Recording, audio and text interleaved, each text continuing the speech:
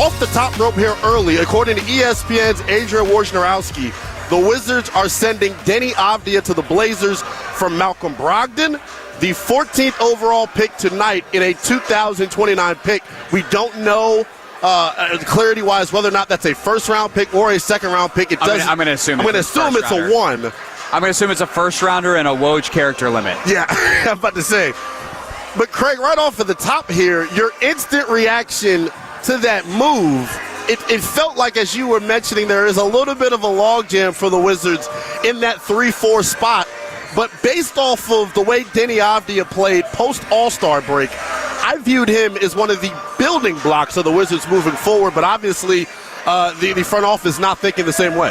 Yeah, I am. It's funny, our colleague Toby Altizer just texted me, and Toby goes, "Can you make sense of this trade?" And I went, "I'm going to try to on the radio." Yeah, so this is very, very much happening in real time. Apparently there's 2 firsts and 2 seconds. Our YouTube chat, as you can watch. If you're driving home right now, you want to keep watching us, just go to your smart TV, hit YouTube at the Team 980, and we'll be live there. So stories of obviously evolving. I mean, on the most baseline level, I think the Wizards are selling high on Deni Avdija. And I realize that is not a popular opinion, but that was kind of my thing all last year. We talked about this on my show of, I think Deni is a very, very, very good basketball player. I think he's a great dude. I think he works really hard. But I do think that there is a ceiling there that is lower than people in D.C. want to admit when it comes to his role on a winning team. Yes. He's the 4th, 5th best player on a winning team. He's not your 3rd star. And if you accept that, you're on the hunt for those players. And if Will Dawkins looks at this draft and says, I think I can find that guy at 14, then it's a no-brainer. Right. Deni's on a good contract. I understand why Portland would want him. Because the thing is, like, they've got their superstar, right? Scoot Henderson's their guy. And so I understand it from Portland's perspective. I think it's worth a flyer. Deni, can he make another leap? But realistically, you know, I don't think Deni on a winning team is like a 20-plus point, 10-rebound guy. He's an 18-8 guy. Right. And those guys, I know those are good numbers, but they are a dime a dozen in the NBA. Especially with his positional size. And so if you can get, let's see, the Blazers are sending their 2nd most favorable of their 2029 first-round picks and 2 second-round picks in the deal for Avdija, along with the 14th pick tonight, and Malcolm Brogdon. And the other thing is, I think we learned this last year, Lynnell, is we saw the Chris Paul trade, and we're all like, what? We have Chris Paul, right. Yeah. And like we kind of knew they don't actually have Chris Paul. Right. And so is Malcolm Brogdon a piece they look at as a good pairing with Jordan Poole, a little bit more defensive-minded guy who can certainly take some of the shots, take some of the pressure off some of their younger guys? Or do they flip him for another pick by the end of the night tonight? And I think that's the interesting piece of this.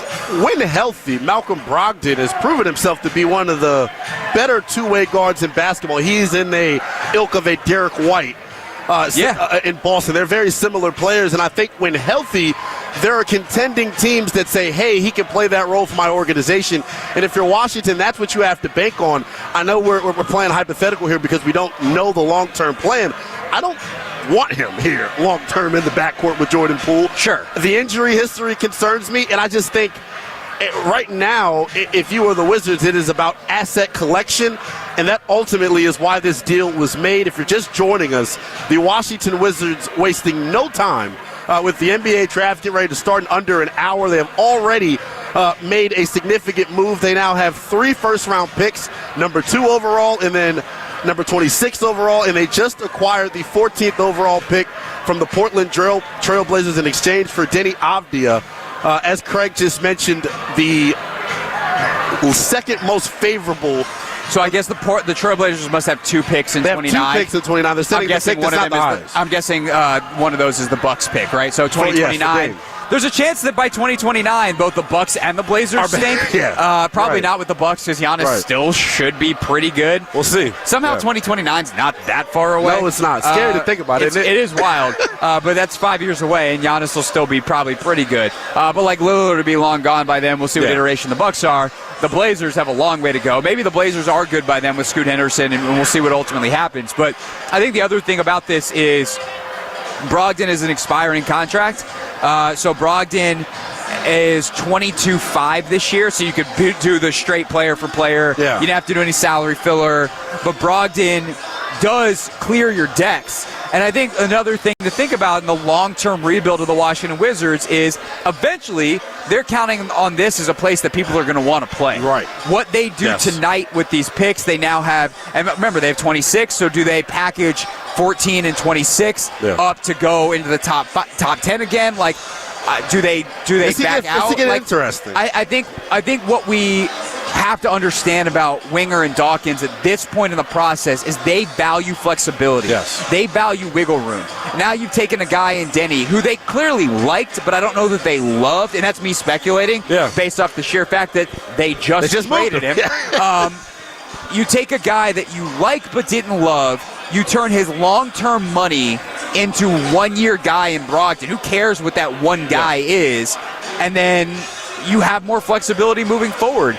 And that is ultimately a good thing for when you want to start spending some of that money. It also allows you to take on money in trades. Right. So if you have to, maybe make a trade and take on a bad contract to get a good player with that, you're a dumping ground now, which is a really valuable place for teams to be that third team even in a trade. For sure. As two other teams do more pertinent things, that winds up getting you an extra first-round pick, especially in the next two drafts, which are loaded, even though tonight is not. It is quite the contrast, right? For years, it felt like the Wizards were giving out bad contracts. Now they're taking them on in order to get draft capital. And I think, as you mentioned, the long-term flexibility financially is what Washington is securing moving forward. The two largest guarantees on your roster contractually are Jordan Poole and Kyle Kuzma. And if you are buying into any of the reporting coming out on those guys, Kyle Kuzma, another guy that may well be on the move tonight. Craig, I want to ask you this. We knew coming into tonight Washington had a little bit of a logjam at that 3-4 spot. Moving Deni Avdija out. We've seen some of the betting odds. I think it's right now at minus 550 for Alex Sarr to be that number 2 overall pick. Do you think moving Deni increases the likelihood that pick is Alex Sarr? Or do you think those are two independent things? I think that I don't think, Sarr is the more important thing. The pick is the more important thing. Deni Avdija's presence on this team or not is not going to impact who they take. Here's where I think it matters, right? Ultimately, you have to have minutes for these guys. For sure. We want to quickly welcome our audience on 106.7 The Fan, who just joined us. Nats post-game. Craig Hoffman, Lynnell, Willingham. I'm now doing Lynnell's job because he's driving the show, but if I don't keep talking, then I'm going to lose my train of thought. And the train of thought I'm having right now is in response to breaking news that you might not have heard yet if you're just joining us on 106.7 The Fan and haven't checked your phone in the last 5 minutes, which is ahead of tonight's NBA draft. The Washington Wizards have traded Deni Avdija, their 23-year-old star forward, to the Portland Trailblazers. They get 2 first-round picks, 2 seconds, and Malcolm Brogdon in return. But ultimately, where this matters for Alex Sarr is if you don't trade Kuzma and you have Avdija, you have Sarr, and you have Bilal, there just aren't enough minutes to go around to maximize Alex Sarr. If he becomes the most, and he and Bilal become the most important people in the organization, maximizing their development is your number one most important thing. And if Deni's around taking minutes from those guys, you can't do that. And so you just signed Deni to the contract. You don't want him to be unhappy with his minutes. You undo the logjam. You create flexibility. I know I'm on Wizards Twitter right now, and people hate it because they love Deni. But I think you have to understand this is a long-term thing, and really getting 2 firsts and 2 seconds for Deni Avdija, say that out loud. They got 2 firsts and 2 seconds for Deni Avdija. If I would have told you that, that's not a bad deal. Put it in this perspective. If I told you that a calendar year ago when we were out here last year on the concourse, you would have said, well, what did Deni do over the last 12 months to get his value that high? People can be sad about Avdija being moved. I think this is, as you mentioned, what this part of the rebuild is about. They sold high on a guy that they may not have had in their long-term plans. And I think ultimately what they can get at pick number 14, a guy like Tyshawn George out of the University of Miami, I think comes in right away at 6'7", gives you that positional size, can defend, lacks a little bit of the athleticism, but you can see the vision for, where they could go the rest of the way tonight. The other thing about this that I wanted to mention is something that you touched on briefly.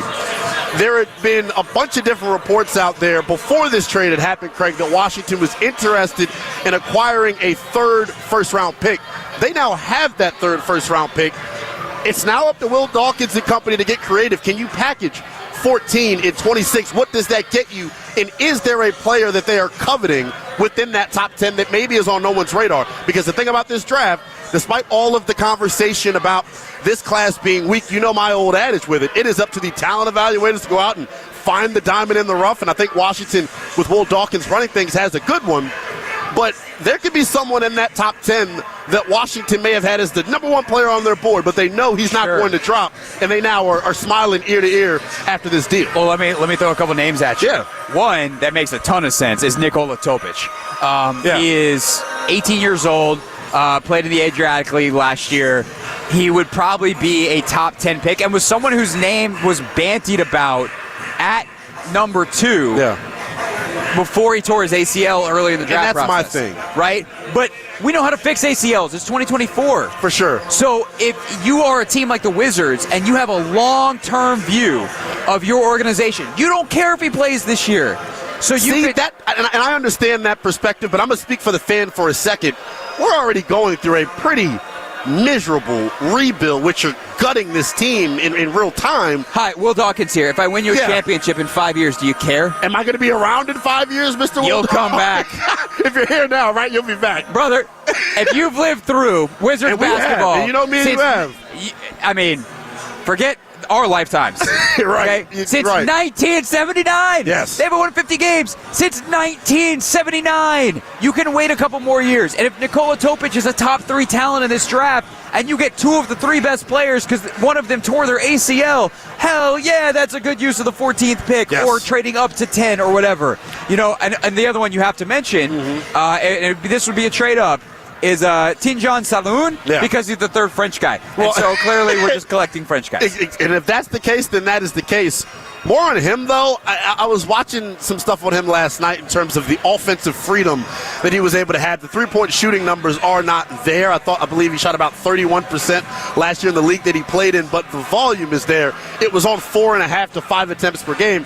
So he actually had a little bit more offensive freedom than a Zachary Richichet or than an Alex Sarr. And Richichet obviously gave that freedom toward the end. But I am intrigued by a name like him. But we're just getting started here, live out on the concourse at Capital One Arena. Lynnell Willingham alongside Craig Hoffman here at the Washington Wizards official 2024 NBA Draft Party. The Washington Wizards active early here, about a half hour before the draft officially gets underway. If you're just joining us, moments into the program, the Washington Wizards pulling the trigger on a deal that sends Deni Avdija to the Portland Trailblazers in exchange for 2 future first-round picks, as well as Malcolm Brogdon. A couple of seconds being thrown in there as well. We gave our reaction to the pick. I'm still reacting here in real time because Deni was one of my favorite players to watch last year, and I thought amidst all of the losing in the 40-point blowouts by half, Deni was the consistent guy in terms of playing hard each and every night, and he had a career year for the Washington Wizards, but obviously not a part of these long-term plans. The Wizards, though, also have the number 2 overall pick and the number 26 overall pick, and I want to talk about 2 here for... Well, hold on. Can I follow up on that for a second, though? Because I just got a tweet that I actually really like, and let me ask you a question, though. Did you like the OG Anunoby extension for the Knicks today? No. A lot of money for OG Anunoby, A lot of money for OG, and but they're pushing in the chips to try to win now, so I get it. So at Commies for Life, because the Commanders have a fantastic way to shorten their nickname, at Commies for Life goes, people also keep bringing up his contract, but the team is going to be terrible for the duration of it. By the time they compete again, he'll be a free agent again. Do you want to give him a 5-year, $250 million contract to be ideally the 4th best player on the team by then? And, if you look at what the Knicks did and you're like, that's what I want. Okay. Yeah. Then you keep Deni Avdija for the long run, and in 4 years, when his contract is up, he'll be 27 years old, and you can pay him, it might be 5 years, $310 by then. Exactly. The way the cap's going and the new media deal and all that, it's not really about the amount of money. It's about the percentage of the cap. But it's going to be a lot. Because Denny's going to continue to produce for a bad team at a high level, and you're going to have to pay him max money in 4 years, and you will not have done a lot of winning between now and then. Or you can reset the clock with the 14th pick tonight.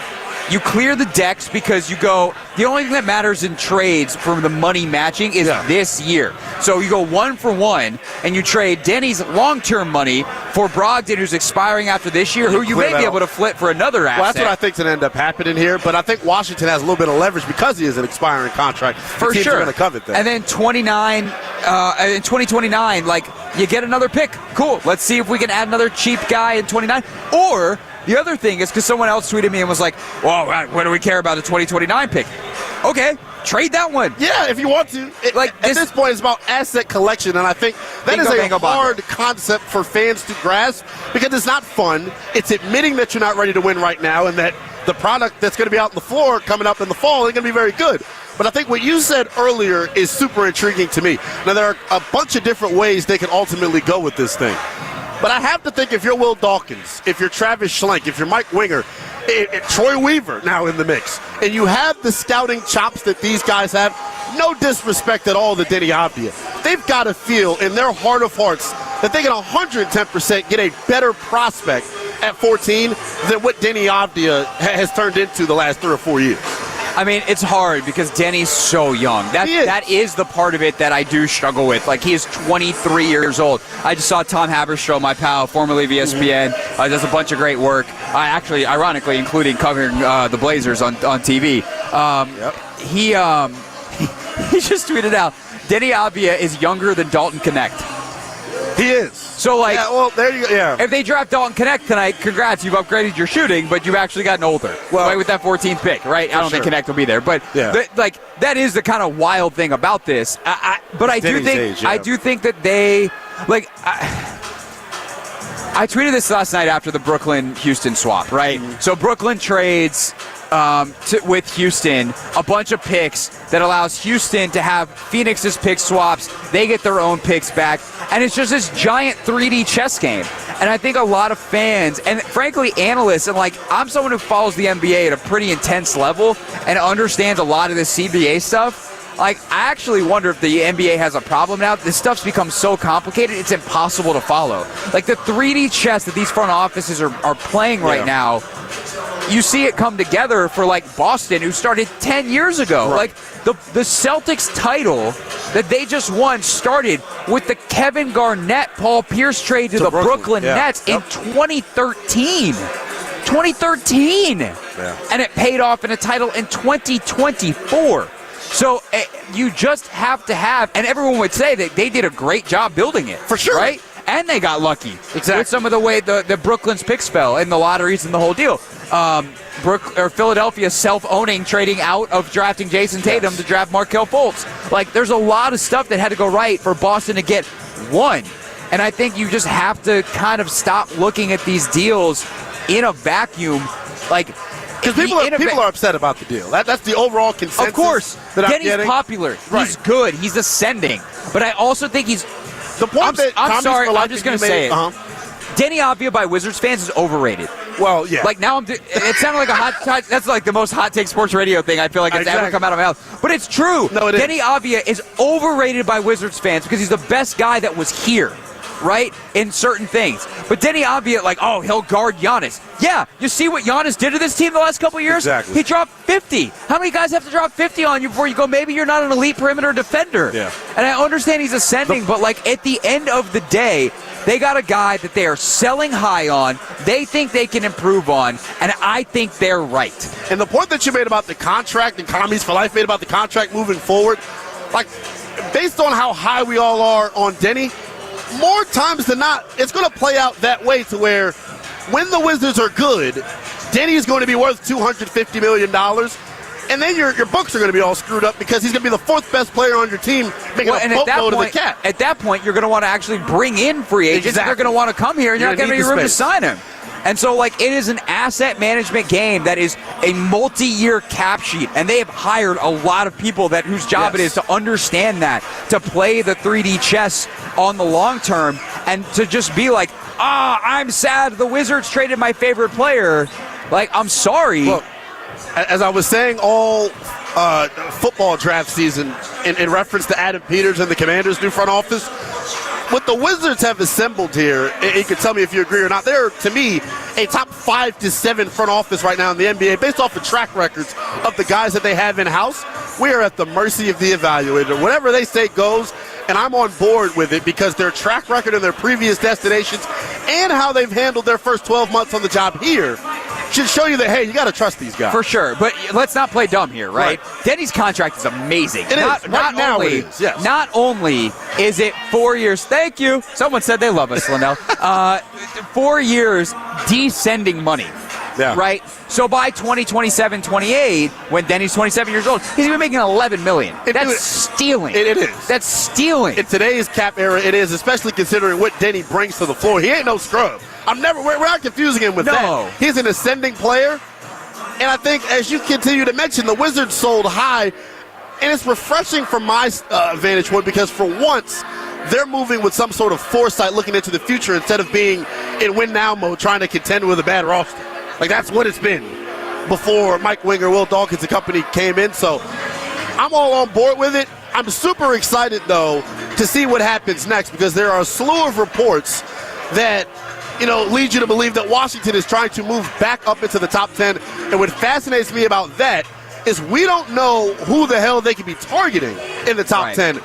You talk to folks in NBA circles, the talent range from 10 to 25, you get the same type of player. So let Will Dawkins, Mike Winger, and the Wiz Vengers, as I'm calling them, cook, because they're going to end up with a really good player tonight one way or another. No, and I think that's 100% correct. And you now get guys on the same contract timeline. Right. And that's a part of it that, I wasn't even thinking about in terms of just being from the fans' perspective.